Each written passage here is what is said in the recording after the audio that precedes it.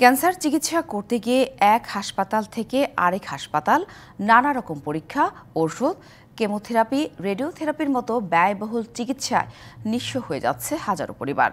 সরকারি চিকিৎসার অপ্রতুলতা, বেসরকারি চিকিৎসায় ব্যয়বহুল খরচে হিমশিম খাচ্ছেন তারা।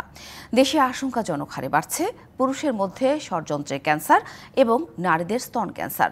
বিশেষজ্ঞরা বলছেন, ক্যান্সার প্রতিরোধ ও প্রতিকারের প্রয়োজন সচেতনতা আর সঠিক সময়ে চিকিৎসা। সুলতানা স্বর্ণার প্রতিবেদনে থাকছে বিস্তারিত। সার্কভুক্ত দেশগুলোর মধ্যে ক্যান্সার রোগী আক্রান্তের শীর্ষে বাংলাদেশ, তবে চিকিৎসার মান সর্বনিম্নে। ল্যান্সেট বলছে, প্রতি 1 লাখ জনগোষ্ঠীর 144 জনই আক্রান্ত হচ্ছেন বিভিন্ন ধরনের ক্যান্সারে এবং 5 শতাধিক থাকছেন ক্যান্সারের ঝুঁকিতে।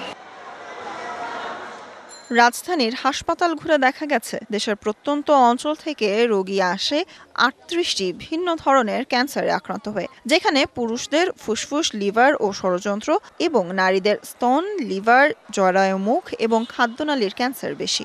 আমরা গরিবের তো আর করার মতো ক্ষমতা নাই, আমরা পারবা আমিরপুর গেওয়া তো টেহাদে থেরাপি দিবার। আমার রক্ত নাকি কেমো দেওয়ার কারণে নষ্ট হয়েছে। আমার এই সুইটা দিতে হবে, এই সুইটার দাম 4000 টাকা। এখন আমার কে দেখবো? আমার ছেলে নাই, আমার স্বামী নাই, আমার একটা মেয়ে, আমি কাজ করি। 14 লাখ টাকার মতো আমরা শেষ করছি। এখন জমি টমি যা আছে সব বিক্রি করি, এখন আর কিছুই নাই।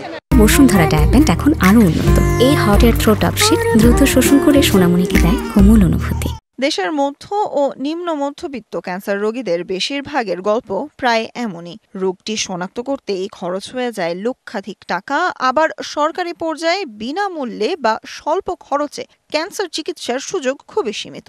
সেখানেও ওষুধের দাম, বিশেষজ্ঞ চিকিৎসকের ফি, কেমোথেরাপি, সার্জারির খরচের খেলো খাতায় যোগ হয় শুধুই ভোগান্তি। চিকিৎসা করতে করতে আমার ভিটে বাড়ি সব বিক্রি দিয়ে ফেলাইছে। আমি অনেক টাকা ঋণী। আমি তো এখানে কেমো দিয়েছি, কেমোর যে ওষুধগুলো থাকে, এরা ওষুধগুলো অন্য জায়গায় পাচার করে দিয়ে আমাদের দিয়ে কিনায়।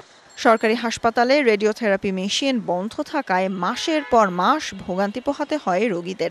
আর হাসপাতালে দালালদের দৌরাত্ম্য তো আছেই। এখানে একটা রেডিওথেরাপি দিতে সর্বোচ্চ 15,000 টাকা খরচ হয়, কিন্তু সেম থেরাপিটা বাইরে দিতে গেলে মিনিমাম আপনার 1 থেকে 1.5 লক্ষ টাকা খরচ হয়। আমি আজকে 3-4 মাস ধরে আসতেছি এই জায়গায়, আমি এখনো ডেট পাই নাই। আর এদের কোম্পানির লোক ফিট করা আছে, লোক ধরায় দেয়, অমুক কোম্পানির থেকে না করলে, অমুক প্রাইভেট ক্লিনিক থেকে না করলে ওই রিপোর্ট আর দেখে না। চিকিৎসকরা বলছেন, প্রক্রিয়াগত কারণেই ক্যান্সারের চিকিৎসা ব্যয়বহুল। এছাড়া এত চিকিৎসা পদ্ধতি এবং দীর্ঘমেয়াদী চিকিৎসার ফলে সময়ের সাথে সাথে খরচও বাড়তে থাকে। প্রত্যেক ক্যান্সার পেশেন্টের নিড হচ্ছে ইউনিক বা অদ্বিতীয়।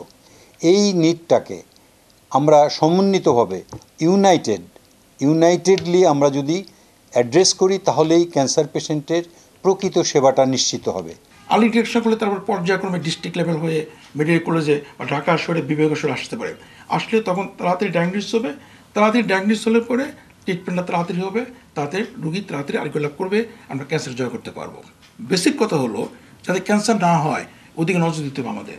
বিশেষজ্ঞরা বলছেন, সরকারি হাসপাতালে ক্যান্সার চিকিৎসার মান বৃদ্ধি, বিভাগীয় পর্যায়েও রেডিওলজি মেশিন স্থাপন সহ প্রয়োজনীয় উদ্যোগ নিলে হয়রানি কমবে আক্রান্তদের। Sultana Swarna, DBC news, Dhaka.